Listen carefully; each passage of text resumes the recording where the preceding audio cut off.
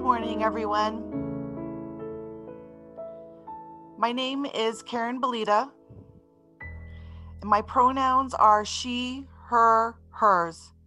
I serve as the Unitarian Church of Edmonton's President of the Board of Trustees. The Unitarian Church of Edmonton is a liberal, multi-generational religious community.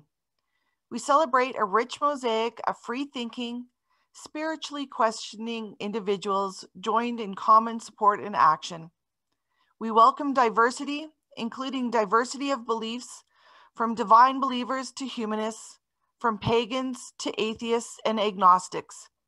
We believe in the compassion of the human heart, the warmth of community, the pursuit of justice, and the search of meaning in our lives. Whether you've been part of our congregation for decades or this is your first time visiting, we welcome you. Whatever the faith and traditions of your past, we welcome you. Whatever your theological stance, we welcome you. Whatever your heritage, we welcome you. Whoever you are and whoever you love, we welcome you, the whole of you. We especially welcome any visitors who might be with us today and invite you to join us for conversation in the breakout rooms once the service is ended. We invite you to go to our website and sign into our guest book, which is at uce.ca/guestbook.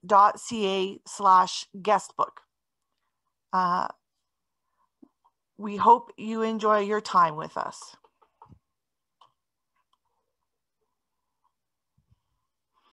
We acknowledge that we are on Treaty 6 territory, home of First Nations, Métis, Métis, and Inuit people over many centuries.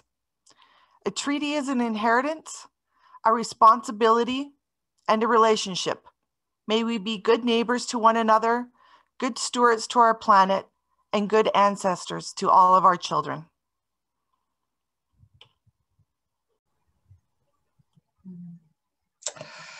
Good morning. I'm Leanne Washington, and I'm honored to be serving as UCE's interim minister. Our theme for this month is imagination, and today is World Religion Day, a day set aside for fostering understanding and communication between the followers of all religions. Its purpose is to call attention to the harmony of spiritual principles and the oneness of the world's religions. By doing so, we also recognize the potential for world unity. In the spirit of world unity, I say welcome to this space, this sanctuary of peace, where we come to not only create our best selves, but to also do the work of creating a beloved community. We come together today as individuals, much like individual pieces of glass or pottery that are different shapes, sizes, and colors, all of which are broken with imperfect jagged edges, but also are beautiful. While our pieces may not always fit neatly together, it is within this sanctuary, guided by our principles, that we gather together to create a beautiful mosaic. May the brokenness and beauty you find in one another create peace in this space and fill our hearts with love as we create worship together.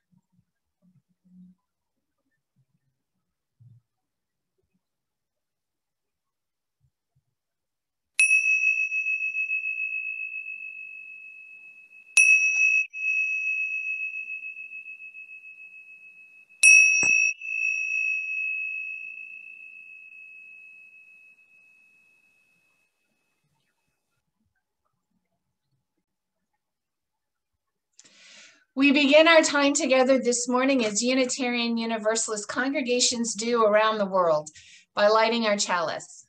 As our chalice is lit, Ruth Patrick will read the words of Shawn Trapp, "A Fire in the Universe." As we light our chalice, it reminds us of that the fire within ourselves is the same fire that illuminates the universe. It is our reminder that all is connected, even though the space of the void is vast.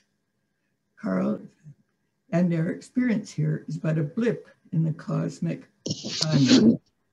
This flame is our promise that in our smallness and our short time on this earth, that we intently and deeply, with love for one another, with honesty and integrity, to be guided by rational thought and critical thinking, and with a sense of shared responsibility, for as the late astronomer Carl Sagan reminded us, this pale blue dot is the only home we have ever known.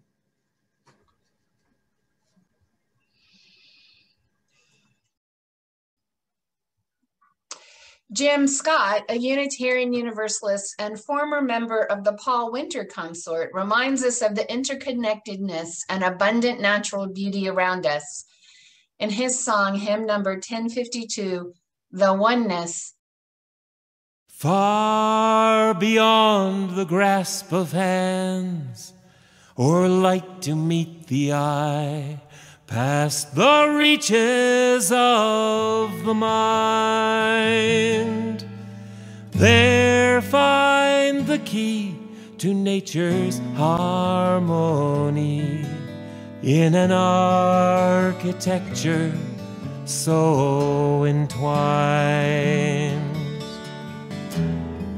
Like the birds whose patterns grace the sky and carry all who join in love expanding, the message of peace will rise in flight, taking the weight of the world upon its wings, with the oneness of everything.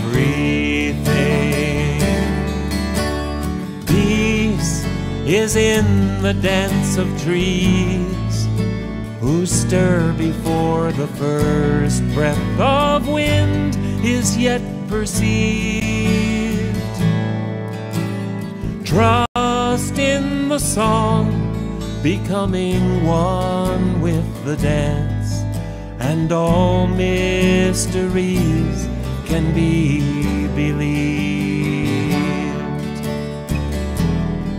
Like the sorrow of the clouds, whose tears fall carrying on the soil, undemanding. Lessons of love are given that we might rejoice in the music they bring of the oneness of everything.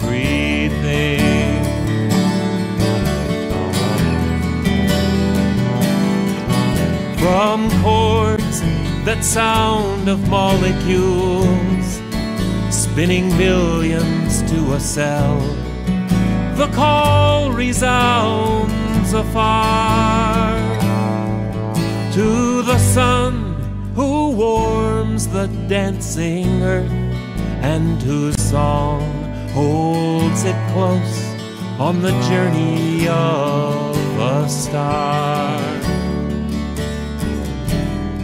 Songs of lives long past that touch our own are written in the earth, forever giving. And now, to maintain the harmony, gives to us all lives worth living, for the oneness of everything.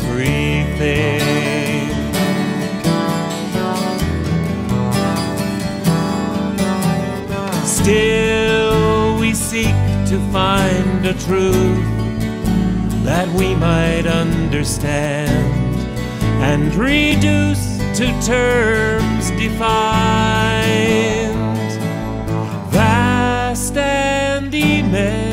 immeasurable time and space, all so overwhelmingly designed.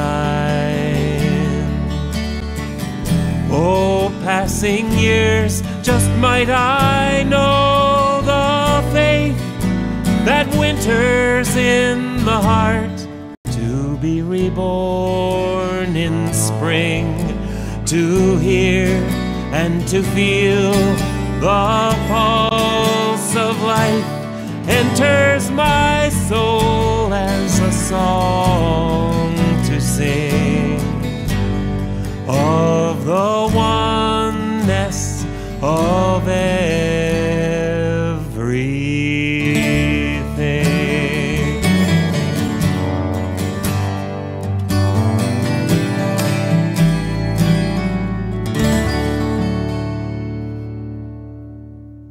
Community is sharing the joys and sorrows of our lives.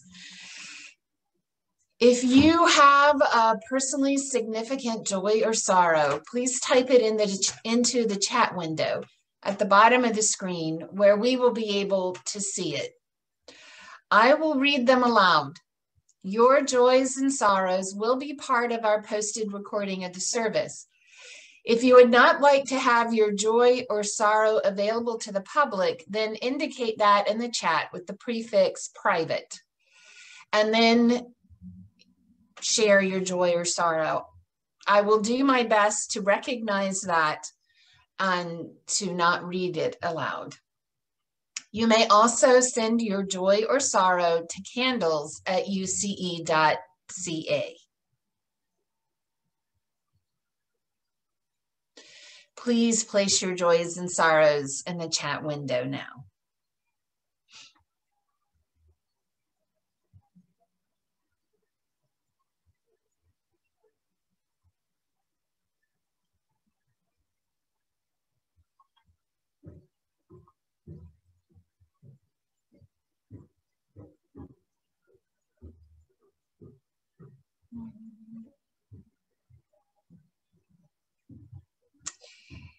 Karen lights a candle for her mother-in-law, who had her 86th birthday on January 14th, but unfortunately also ended up in the ER on the same day. But she is now resting at home peacefully and in recovery. So we wish her the best. A quick recovery.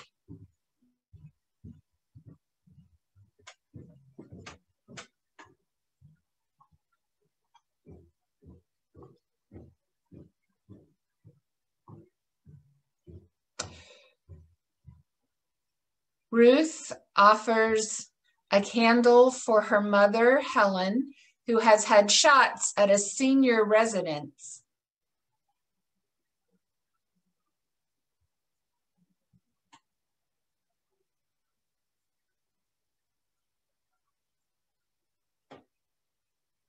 Susan lights a candle for her nephew, who has been unemployed since the spring, but has gotten some contract work in his field and continues, I think, probably to look for more, right? We wish him the best. Art lights a candle, welcoming Renee and Bud to our service. They are old friends.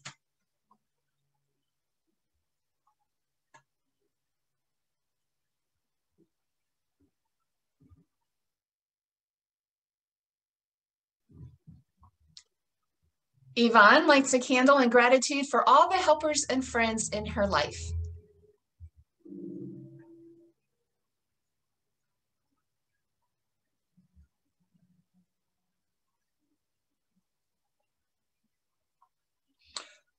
Coralie lights a candle for two dear friends who are going through difficult times. And Reverend Audrey lights a candle, sending best wishes to her daughter, Kimberly, who has celebrated her 65th birthday recently.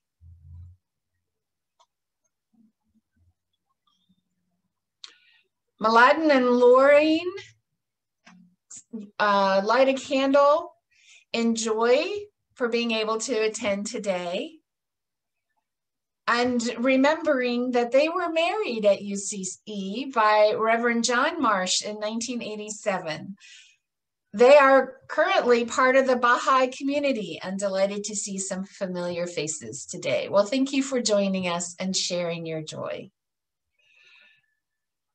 Elaine lights a candle in remembrance of her friend's father, Michael McCaffrey, who lost his life to COVID-19. We share in your sorrow. Sherry lights a candle for Erin, a friend of hers, who's moving up north to live with her father. I'm sorry, let me say that again. Sherry lights a candle for Erin, who's moving up north to live with her father. Shirley lights a candle for her sister-in-law, Roberta, who was the first senior in a personal care home to be vaccinated last Friday. That's good news.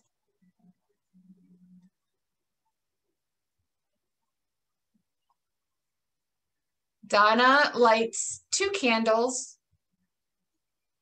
for 2 residents in her condo building who are currently recovering from COVID. May their recoveries be swift and full. Ruth lights a candle of gratitude for all those working so hard in Alberta to bring us vaccinations.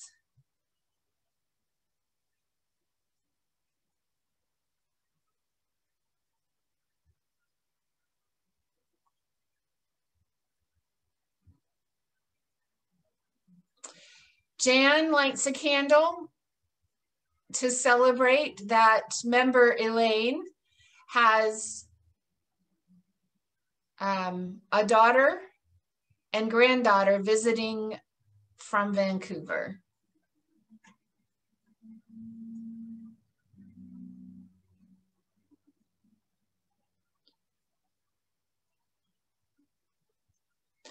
Hamani lights 2 candles in remembrance of 2 dear friends who passed on from COVID.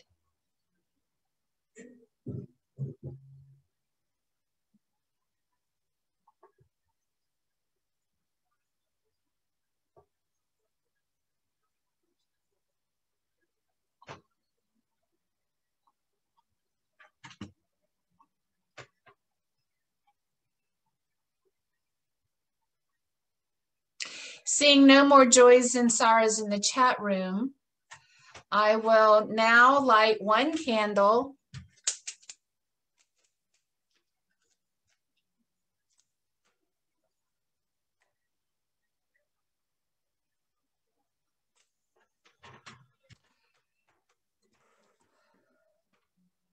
for all the unspoken joys and sorrows held within the sanctuary of our hearts, and also for all those who have yet to find a spiritual home where they can share their joys and sorrows. Please enjoy a moment of musical meditation with Claude Debussy's Clair de Lune, played by Jacob.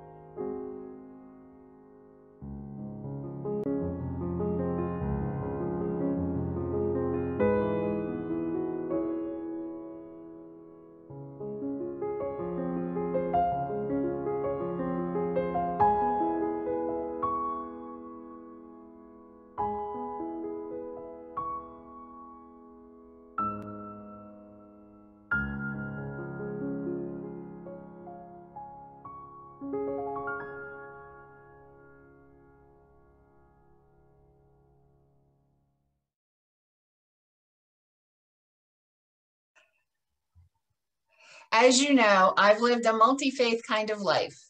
I was born into a moderately liberal Christian family, spent my young adulthood living as a modern Orthodox Jewish woman, and ultimately found my way to Unitarian Universalism. I've been blessed with close personal friends who are Buddhist, Muslim, and Indigenous, who have generously shared with me their precious experiences and their respective traditions. As I'm sure you've noticed, the Baha'i faith did not make it onto my list. I do not have any friends or acquaintances who are Baha'i, so I've thoroughly enjoyed learning more about this faith. To the extent possible, I always prefer to have someone who practices a religion tell us about it. In that vein, I offer to you the following video produced by a Baha'i organization as a way of reaching out to the rest.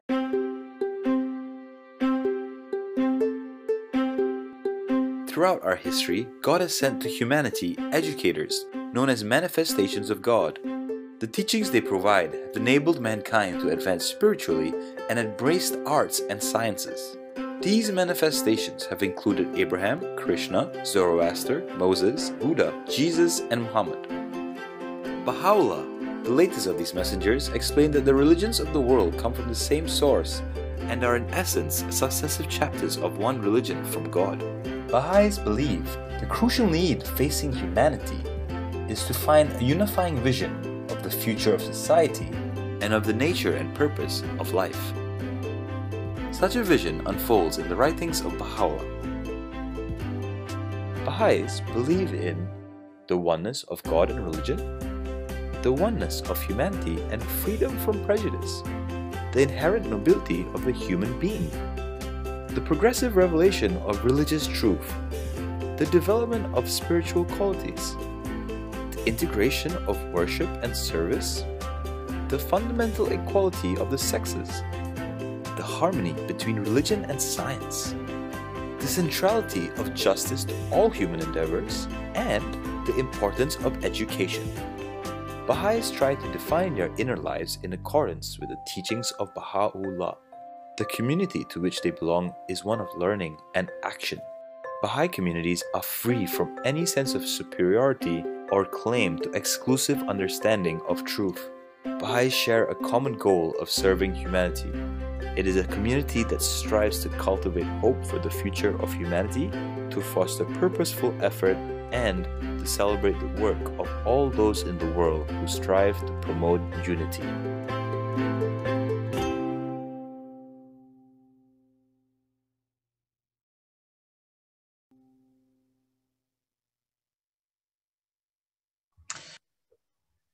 Much of what is foundational to the Baha'i faith is also found in our 7 principles. Ruth Patrick will now remind us of our 7 principles.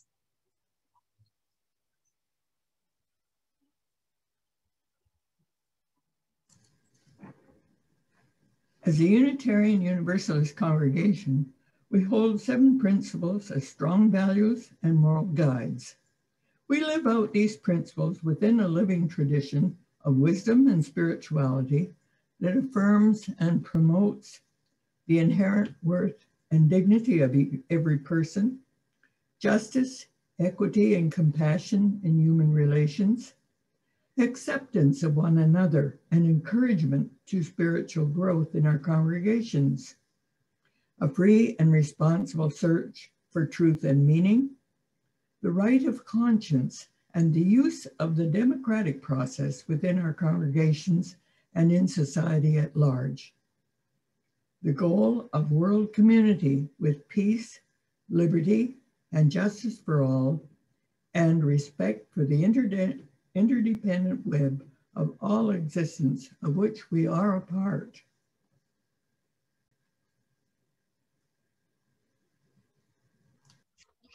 And with that, I just want to declare we're done.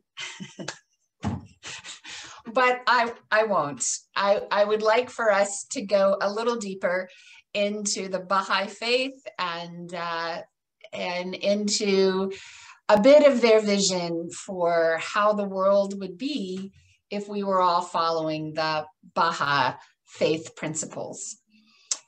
So World Religion Day is an observance that was initiated in 1950 by the National Spiritual Assembly of the Baha'i of the United States.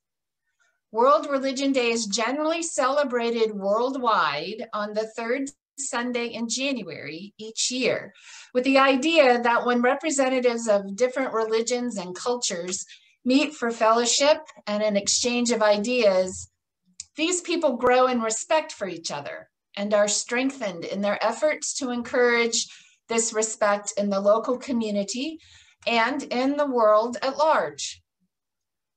Though initiated in the United States, World Religion Day has come to be celebrated internationally by followers of the Baha'i faith, as well as followers of other faiths who recognize the value of honoring, respecting, and celebrating the world's religions and their role in the ultimate achievement of peace throughout the world.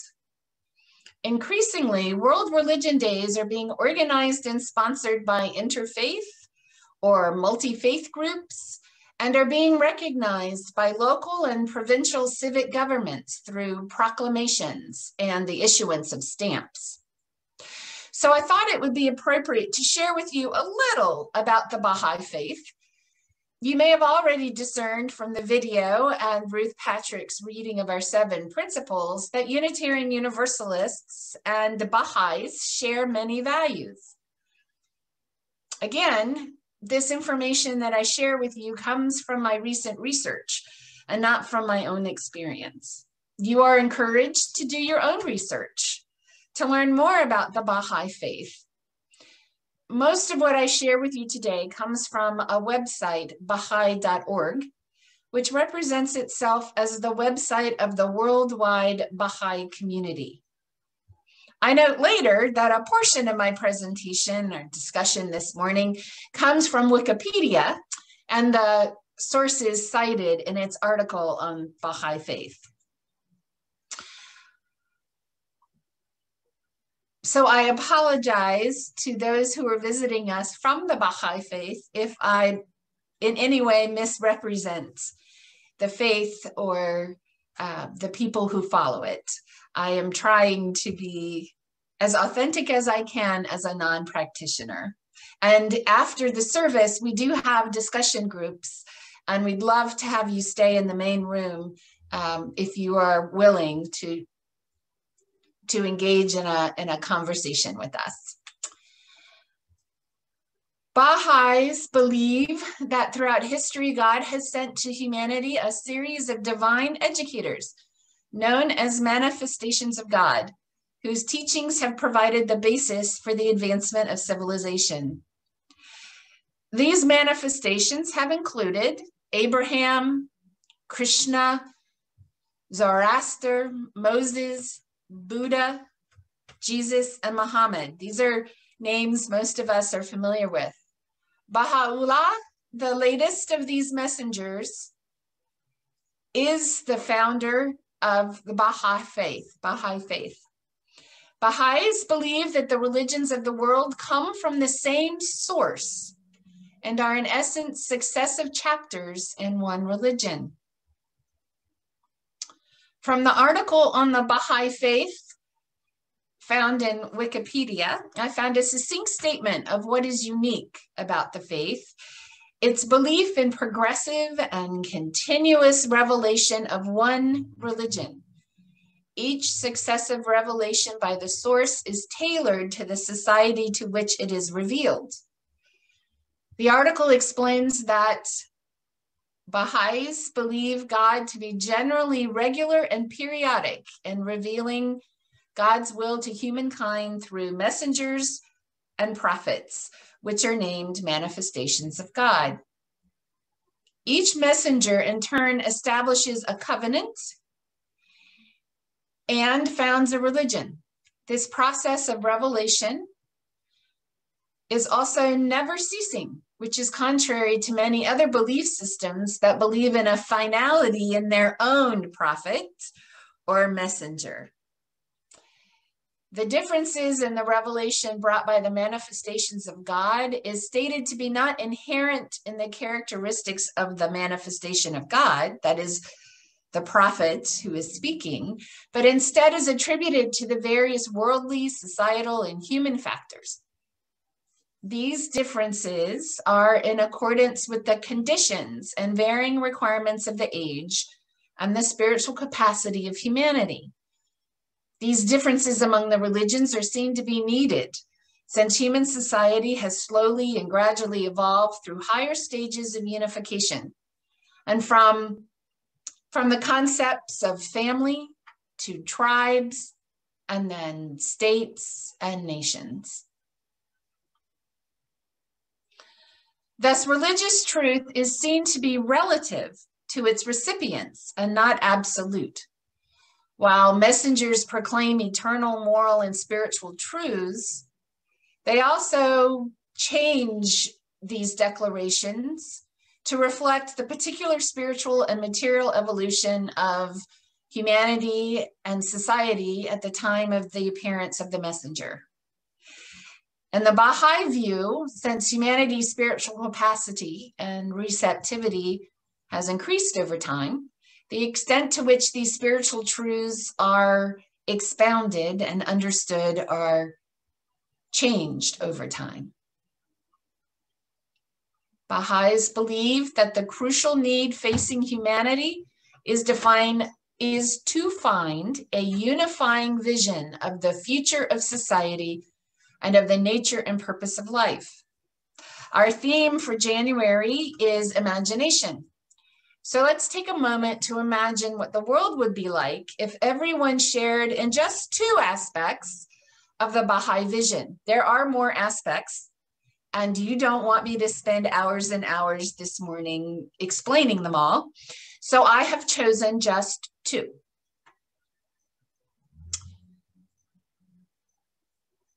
These two aspects should resonate with us as Unitarian Universalists. I will be referring to some writings of Abdul Baha, the eldest son of the Baha'i messenger and founder Baha'u'llah, and who served as head of the Baha'i faith from 1892 until 1921. So in the world envisioned by Baha'is, there would be no discrimination or prejudice. Men and women would be equally educated and share the same rights. There would be no distinction based solely on gender.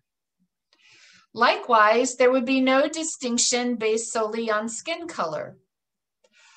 Abdul Baha wrote in the Promulgation of Universal Peace that one whose thought is pure, whose education is superior, whose scientific attainments are greater, whose deeds of philanthropy excel, be that one man or woman, white, or a person of color, is entitled to full rights and recognition. There is no differentiation whatsoever. Following from that notion is the notion that there be no extremes of wealth and poverty. It is unconscionable for one person to have immense amounts of money, while in the same society, another has so little and is living in life-threatening circumstances. Again, Abdul Baha wrote in Paris Talks, another one of his writings, that the arrangements of the circumstances of the people must be such that poverty shall disappear, that everyone, as far as possible, according to rank and position, shall share in comfort and well-being. He wrote in the Promulgation of Universal Peace that the ideal would be for the rich inhabitants of a city to say, it is neither just nor lawful that we should possess great wealth while there is abject poverty in this community, and then that they willingly give their wealth to the poor, retaining only as much as will enable them to live comfortably. Wow. Living in a time where the disparity between those who are very wealthy and those who are very poor grows greater and greater and greater around the world, and particularly from my perspective in the United States,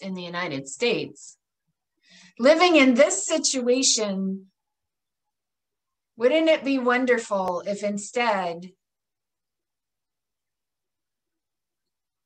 our societies and our governments and our politicians took seriously this Baha'i principle? Imagine if the basic tenets of all the world's religion were actually taken seriously at the very least. Men, women, whites, and people of color would actually be treated equally and with worth and dignity. And being treated that way, everyone would be educated and everyone would be ensured at least a basic and comfortable living.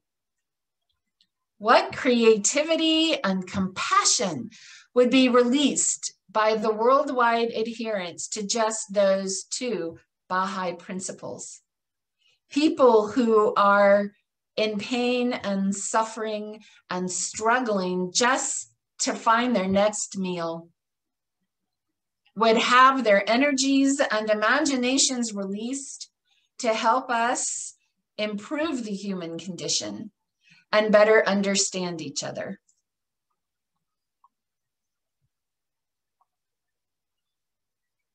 That's a different world, and a world well worth imagining.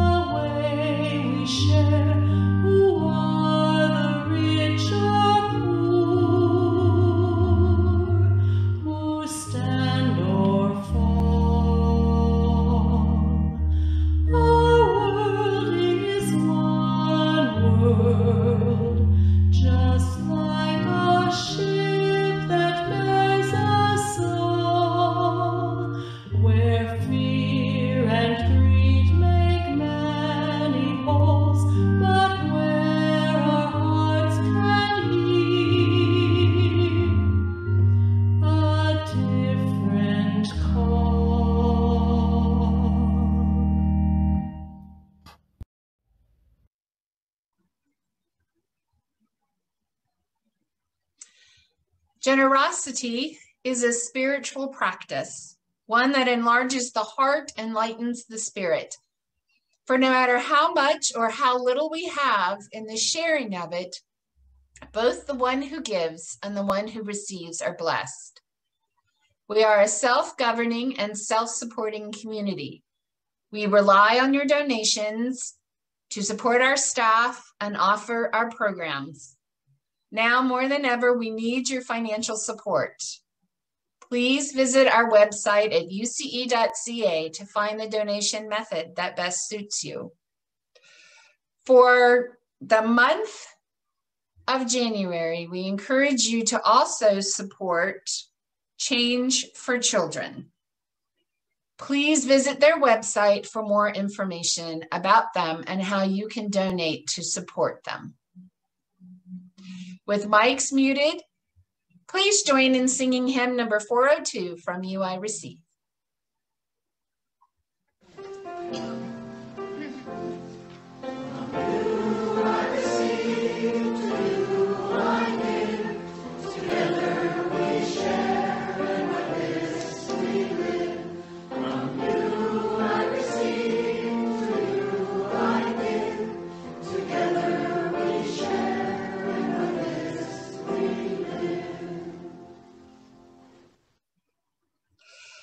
Before we bring our time together to a close, I'd like to recognize and thank those who have made this time together possible. Our host and greeter, Jeff Bazance, our slide creator and slide runner, Karen Belita, our readers, Karen Belita and Ruth Patrick, our breakout rooms manager, Gloria Krenbrink, and our backup person, Ruth Marriott.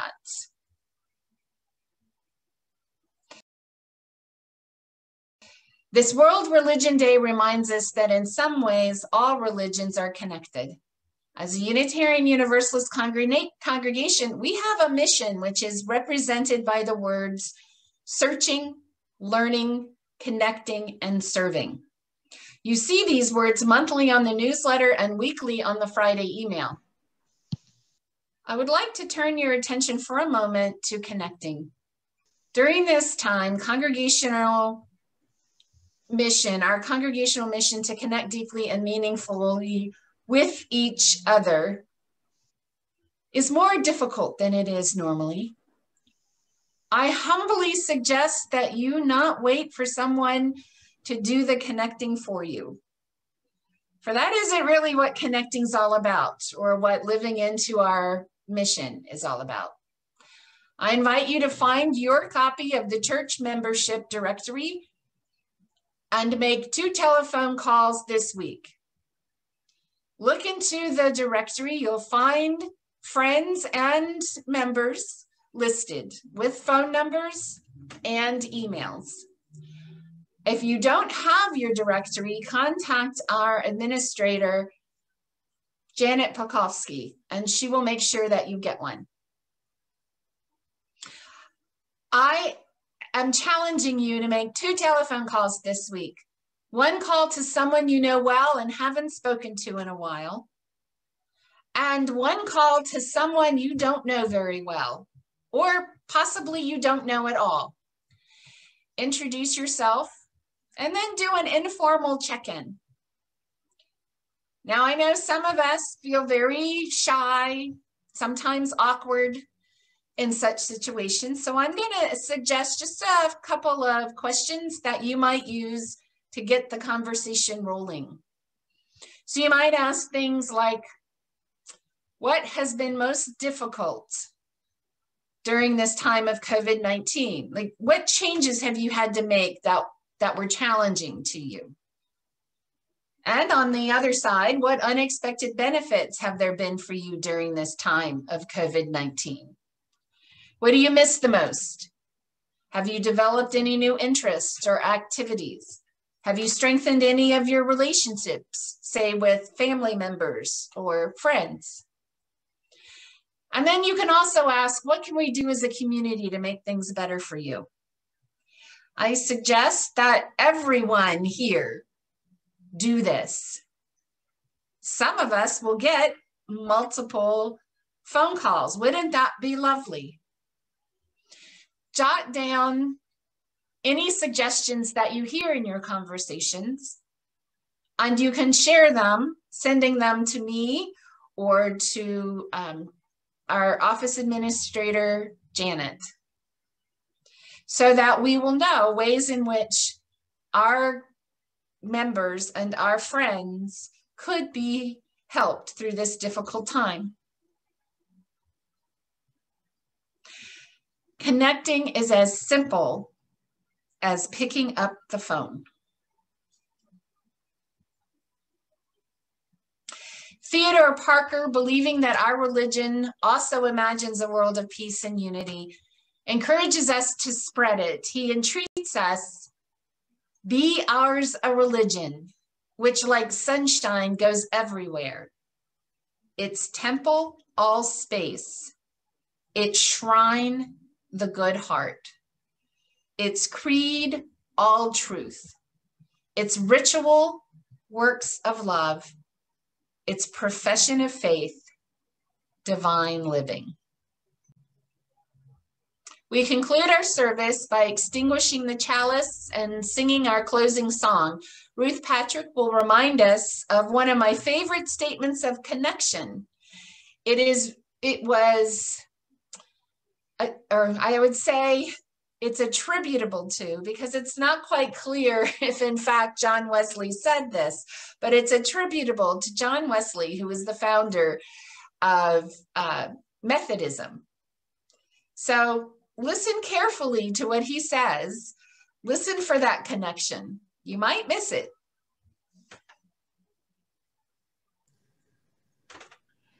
As we extinguish our chalice and return to moving about in society, let us live into our own commitment to peace and unity by heeding the admonition attributed to John Wesley, founder of the Methodist Church. Do all the good you can, by all the means you can, in all the ways you can, in all the places you can, at all the times you can, to all the people you can, as long as you ever can. Amen. With mics muted, please join us in singing our closing song, Carry the Flame.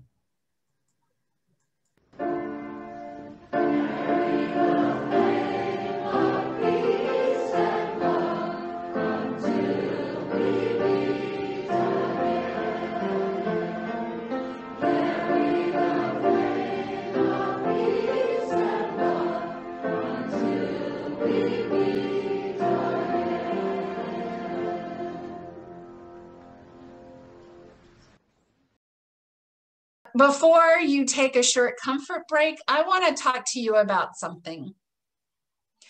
We've canceled the teas with Reverend Leanne and the interim transition team for lack of participation. This was an opportunity to get to know me and each other more deeply, and to discuss things like Reverend Brian's retirement, COVID-19, and our hopes and desires for the future of UCE. In the several weeks that signups were available, only 4 people signed up for any of the many opportunities that were available.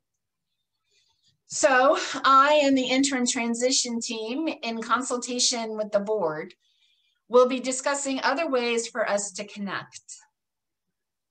Right now, you have ways to connect that I want to remind you of. Every week, you are invited to join the Tuesday and Thursday lunch bunch from 12 to 2. And on Wednesdays, you're invited to join me for a lunch and learn, also from 12 to 2. If these opportunities continue to be poorly attended, unfortunately, they too will end up being canceled. And that, I think, would be a shame. So I'm suggesting that you think in terms of beginning to take advantage of these new opportunities so that they will be there for you and for others as we continue for months in this unfortunate situation of COVID-19 restrictions. It's up to us to connect with each other. And finally, we've had 2 Saturday night social opportunities in January, and we've had very modest involvement. I have enjoyed 2 really interesting and thought-provoking, heartfelt discussions and experiences, and I'm sorry that you've missed it. There are, therefore, numerous opportunities right now to connect with each other, which have not been available previously, and if not taken advantage of and not enjoyed, will not be available in the future. I'm not trying to impose anything on you. I'm just trying to make sure that you understand what is currently available, that you do have ways to stave off feelings of loneliness and lack of connection. And if you have direct suggestions for other ways in which we can meet this need and minister to each other, please feel free to email me or to email our office administrator, or to email Karen Belita. We will share what we receive.